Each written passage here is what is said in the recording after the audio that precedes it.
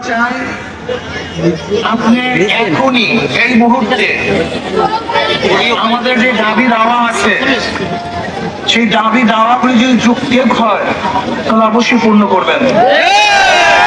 এখানে অযৌক্তিক কোনো দাবি দাওয়া আছে বলে আমি মনে করি না। আমাদের যে দাবিগুলি এই দাবিগুলি জনগণের উপকারের জন্য করা হয়েছে, জনগণের শান্তির জন্য, নিরাপত্তার জন্য, চিকিৎসার জন্য। আমাদের বাংলাদেশের মানুষের 5টি মৌলিক অধিকার: শিক্ষা, চিকিৎসা, বাসস্থান, অন্ন, বস্ত্র। চিকিৎসাবিহীন মানুষ থাকতে পারে না। মানুষ আছে বিধায়িকা রোগ হবে। কাজে এর জন্য বলছি যে দাবিগুলি যৌক্তিক, এই দাবিগুলো অবশ্যই পূরণ করতে হবে। আর একটা কথা বলবো, আমাদের আন্দোলনে যেন মানুষের দুর্ভোগ না হয় সেদিকে আমাদের খেয়াল রাখতে হবে।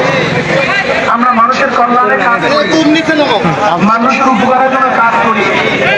এর জন্য আমরা ইনশাআল্লাহ যে আন্দোলনগুলি করব সেই আন্দোলনে সহনশীল হওয়া চাই, মানুষের উপকার হওয়া চাই, দুর্ভোগ যেন না হয় সে ব্যবস্থাও থাকা চাই।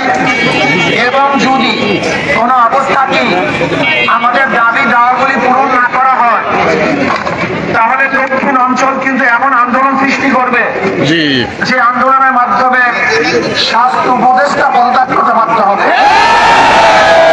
এর জন্য আমরা মনে করি আপনার পদত্যাগ দাবির আগে অবশ্যই আপনি আমাদের যৌক্তিক দাবিগুলি পূরণ করবেন। শেরেবাংলা মেডিকেল কলেজকে আন্তর্জাতিক মানের কলেজ করতে হবে, আন্তর্জাতিক মানের মেডিকেল করতে হবে। সেখানে পরিবেশকে সুন্দর করতে হবে, চিকিৎসার জন্য সুব্যবস্থা করতে হবে।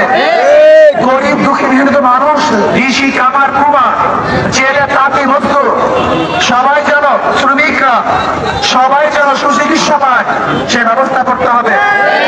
আমি বলবো আসুন আমরা সম্মিলিতভাবে আমাদের যৌক্তিক দাবিগুলি পূরণ করার জন্য চেষ্টা করব এবং মানুষের দুর্ভোগ না হয় সেদিকে আমরা খেয়াল রাখবো। আমরা আমাদের সবাইকে বরিশাল মেডিকেল কলেজে সুন্দর পরিবেশ সৃষ্টি করার জন্য এই আন্দোলনের শরীর এবং আমাদের সবাইকে একত্রিত হয়ে আমাদের আন্দোলনের দাবিগুলি আদায় করার তৌফিক দান করেন।